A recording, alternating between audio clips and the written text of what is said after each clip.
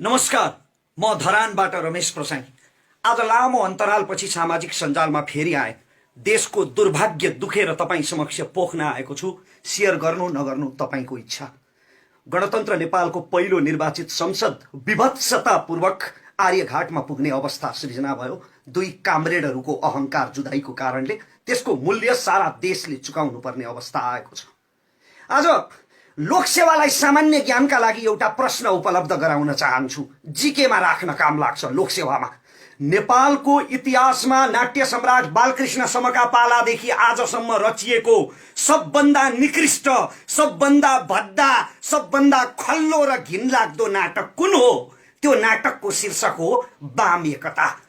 एकअर्काका चिर शत्रु केपी ओली र प्रचण्डले नक्कली अङ्कमाल गरेको त्यो दिन नेपालको राजनैतिक इतिहासमा काला अक्षरले लेखिनुपर्छ। त्यो एकता थिएन, केवल नौटंकी रहेछ।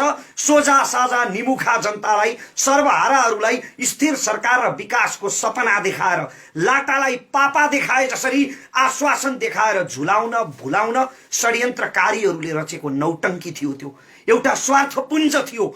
माधव कुमार नेपालको पार्टीको वरिष्ठ भइकन पनि आफ्नो नेतृत्व खोसिएको कुण्ठा, वामदेव गौतमको पार्टीबाट एक्लिएको हिंताबोध, झलनाथ खनालको पार्टी कब्जा गर्न नपाएको प्रतिशोध, अनि यी सबैका संयुक्त अस्त्र बने पुष्पकमल दाहाल प्रचण्ड।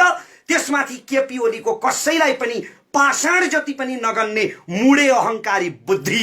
यी सम्पूर्ण स्वार्थी वर्गघातीहरूको दुर्मतिले गणतन्त्र नेपालको पहिलो निर्वाचित प्रतिनिधि सभालाई सती पठाइदियो। अनि आज रमिता हेरिरहेको छ सारा संसारले।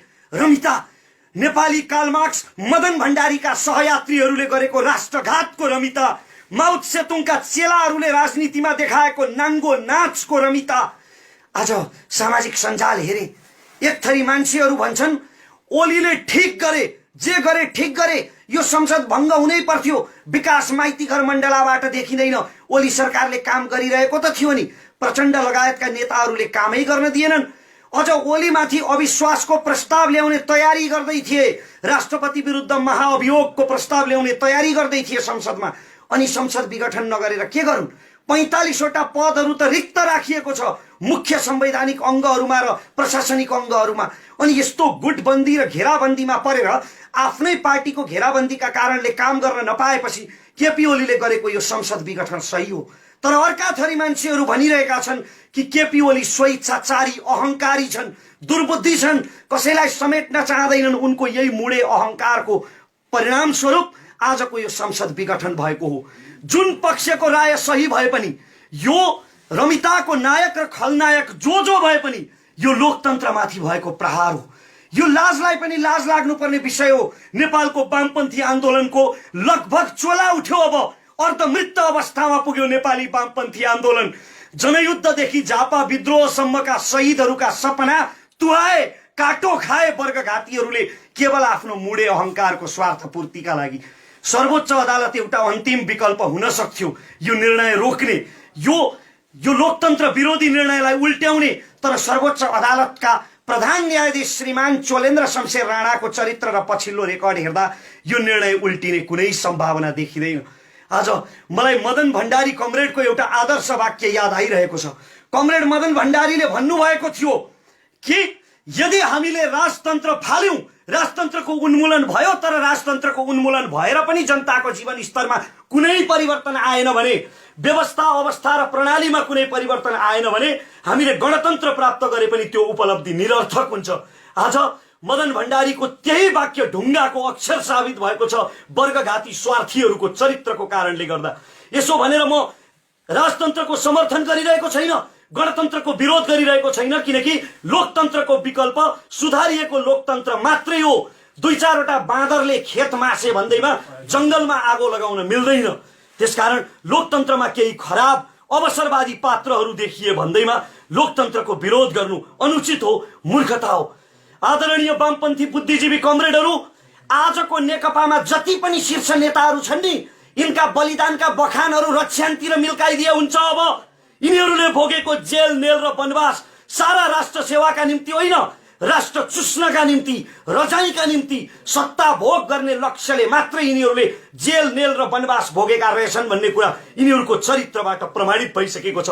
वामपन्थी कार्यकर्ता कमरेडहरू, अझै पनि यदि तपाईको हृदयले यिनै नेताहरूको जयगान गर्न मन लाग्छ भने, यिनै नेताहरूलाई जिन्दाबाद भन्दै प्रचार गर्न मन लाग्छ भने तपाईले आफ्नी आमाको दूधमाथि शंका गर्नुहोला। तपाईलाई पिलाउने तपाईकी आमाको दूधमा कतै तपाईलाई रोबोट बनाउने कुनै रसायन त मिसिएको थिएन। सारा देशमाथि विभत्स प्रहार भएको छ, लोकतन्त्रमाथि, शहीदको रगतले आर्जेको लोकतन्त्रमाथि। र मदन भण्डारीले बोलेको त्यो वाक्य आज ढुङ्गाको अक्षर सिद्ध भएको छ। मेरो महामहिम प्रधानमन्त्री कमरेड, तपाईको एउटा जब्बरे झापाली झोकमा गरेको निर्णयको कारणले, एउटा यो कुकृत्यको कारणले अब पूर्व दरबारीहरू, दरबारको रासो बासोमा हुर्केका लोकतन्त्र विरोधीहरूले फेरि लोकतन्त्रमाथि प्रश्न उठाउने अवसर पाउने भए। सिङ्गो व्यवस्थामाथि प्रश्न उठ्ने भयो। केन्द्रदेखि प्रदेशसम्म, प्रदेशदेखि स्थानीय तह, गाउँ, टोलसम्म तपाईहरूले सबै 60-40 मा विभाजन गर्नुभएको छ। अब सारा शासन व्यवस्थामाथि छिद्र छिद्र पर्ने भए। चुनावको 10औं अर्बको झमेला, तपाईहरूको मुडे अहंकार जुदाईको यो मूल्य साधारण सर्वहारा जनताले किन चुकाउने? महामहिम प्रधानमन्त्री कमरेड, तपाईलाई कसम, सुखानीका शहीदहरूको कसम, भोलि आफूलाई इलाम लगेर मारिँदैछ भन्ने थाहा पाउँदा पाउँदै पनि आज कारागारमा साथीहरूलाई राखेर पार्टी संगठनको बारेमा ब्रिफिङ गर्ने कमरेड नेत्र घिमिरेको कसम, तपाईलाई कसम, रामनाथ दाहाल, वीरेन्द्र राजवंशी, कृष्ण कुइकेल र नारायण श्रेष्ठ जस्ता योद्धाहरूको तपाईको प्रचुर राष्ट्रभक्तिलाई प्रमाणित गर्नुहोस्। यति बेला प्रचण्डसँगको शत्रुता भन्दा देश र लोकतन्त्रको हित ठूलो हो। त्यसकारण महामहिम कमरेड, फिर्ता लिनुहोस् यो संसद विघटन। यो संसद विघटनले राष्ट्रको अहित गर्छ, लोकतन्त्र विरुद्ध छ यो कदम। जनयुद्धका पूर्व सुप्रिम कमान्डर कमरेड, तपाई पनि यति बेला आत्मकेन्द्रित, स्वार्थी, सामान्य छविलाल मास्टर नभइदिनुहोस्। प्रचण्ड हुनुहोस् कमरेड, प्रचण्ड। तपाईको निम्ति तपाईको एक आदेशमा, एक इशारामा आमाको काखबाट उछिटिएर छातीमा गोली थापेर यमराजको हातमा पुगेका ती आत्माहरूको अलिकति त इज्जत गर्नुहोस्। मदन भण्डारी र पुष्पलाल जस्ता कम्युनिस्ट नेताहरूको अलिकति त स्मरण गर्नुहोस्। यति बेला केपी ओलीलाई ढाल्नुभन्दा लोकतन्त्रलाई, गणतन्त्रलाई सम्हाल्नु ठूलो हो। राष्ट्र र गणतन्त्रको हित ठूलो। र यति जनताले विरोध गरिरहँदा, यति विघ्न प्रश्न जनताले उठाइरहँदा, यति विघ्न शुभेच्छा राखिरहँदा पनि मैमत्ता भएर यी नेताहरू मध्यावधिमा गए भने, संसद विघटनको यो लोकतन्त्र विरोधी निर्णय सचिएन भने नेपालको इतिहासले केपी ओली, प्रचण्ड, वामदेव गौतम, झलनाथ खनाल र माधव नेपाललाई नेपालको राजनैतिक इतिहासले कहिल्यै क्षमा गर्नु हुँदैन। धिक्कार्नुपर्छ यिनीहरूलाई त्यसरी नै जसरी कम्बोडियाको इतिहासले खमेरुजलाई धिक्कार्छ। र नेपाली जनतासँग एउटा अवसर छ।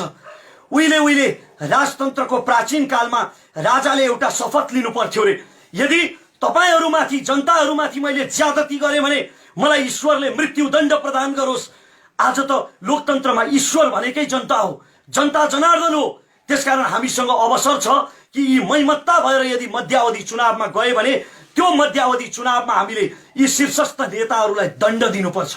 चुनावको माध्यमबाट, भोटको मतको माध्यमबाट, ब्यालेटको माध्यमबाट यिनीहरूलाई, यिनको राजनीतिक भविष्यलाई अन्तिम श्रद्धाञ्जली दिनुपर्छ ताकि एउटा नजिर बस्न सकोस्। र यदि त्यस्तो भएन भने, यदि जनताले त्यो मध्यावधि चुनावमा पनि यिनलाई दण्डित गरेनौं भने, तपाई हामीले यिनको राजनीतिक भविष्यलाई श्रद्धाञ्जलीसम्म पुर्याएनौं भने एउटै कुरा प्रमाणित हुनेछ। फेरि पनि केपी ओली, प्रचण्डले चितवन, सिराहा, झापा, काठमाडौँ वा कुनै पनि स्थानमा यी आजका नेकपाका शीर्ष नेताहरूले चुनाव जिते भने एउटै कुरा प्रमाणित हुनेछ कि नेपाल भन्ने देशको भाग्यमा परिवर्तन लेखिएको रहेनछ। र नेपाली जनताको चेतना, तपाई र म जस्ता नेपाली जनताको चेतना वन्यजन्तु पनि, तपाई र म जस्ता नेपाली जनताको चेतना वन्यजन्तु जति पनि रहेनछ। किनकि वन्यजन्तु पनि एक स्थानमा अथवा एक जीवबाट खतरा देखेपछि त्यसको वरिपरि फेरि फर्केर जाँदैन। इतिश्री। आदरणीय दर्शकबिन, र यो भिडियो हामीले यसरी खिचिरहँदा, रमेशजीको भिडियो खिचिरहँदा, वन्यजन्तुको कुरा गरिरहँदा पछाडि केही कुकुरहरूको आवाज पनि आइरहेको छ। हामी असाध्यै मध्यराति छौँ र विभिन्न किसिमका मिडियाहरूमा विभिन्न किसिमका समाचारहरू आउँछन् र जसले हामीलाई उत्तेजित बनाउन सक्छ। हामी संयम भएर बिल्कुल आफ्नो निम्ति सोच्ने बेला आएको छ, यति बेला देशको निम्ति पनि सोच्ने बेला आएको छ। तर हामीले एउटा कुरा जीवनजी, एउटा कुरा मैले अघि भन्न छुटाएँ, यति बेला अब फेरि अर्को जनआन्दोलनको नाटक रचिन सक्छ। कुनै बेला माधव नेपाल प्रधानमन्त्री हुँदा, प्रचण्डले राजीनामा दिएर माधव नेपाल प्रधानमन्त्री हुँदाखेरि लाखौं लाख जनतालाई चाउचाउ चिउरा खुवाएर बिना कारण काठमाडौँका सडकमा उतारिएको थियो। त्यसरी नै अब फेरि जनआन्दोलनको नाटक रचिन सक्छ। यसको कुनै पनि अर्थ छैन। त्यसकारण यिनीहरूका लागि अब नमरौं, आफ्नो ज्यान नथापौं।